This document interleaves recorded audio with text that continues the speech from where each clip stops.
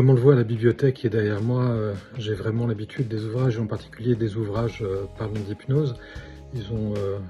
tous ces livres, des qualités et aussi évidemment des défauts. Du coq à l'âne a une place particulière parce que ça fait partie pour moi des ouvrages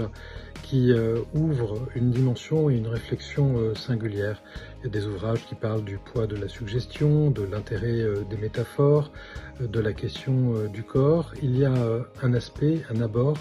qu'introduit Jean-Claude à la fois dans ses travaux, dans sa pratique et dans cet ouvrage-là, qui est le fait de donner à l'hypnose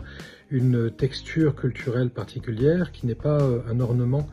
Il montre en fait que la dimension de la culture fait partie de l'ADN véritablement de l'hypnose et que à ce titre-là, parce que précisément cette dimension est présente, eh bien la façon de pouvoir entendre les démarches singulières des patients avec leurs croyances, c'est-à-dire leur façon de vivre l'environnement dans la rencontre avec également la façon dont la carte du monde du thérapeute va être construite a un intérêt. Et lorsque l'on ouvre cette porte-là, eh bien, cela permet de pouvoir visiter des mondes que l'on n'a pas forcément l'habitude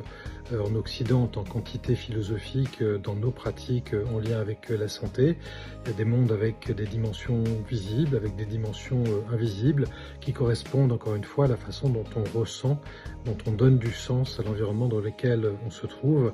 Du coq à l'âne est vraiment un ouvrage qui va nous chercher dans ces dimensions-là, qui apporte une dimension, une texture, je le disais tout à l'heure, particulière à l'hypnose, qui à la fois intéresse, intrigue, excite aussi par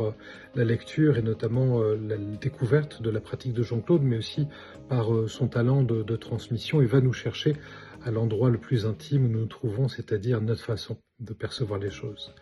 Je vous souhaite une très très bonne lecture, il serait vraiment dommage de passer à côté de cet ouvrage-là.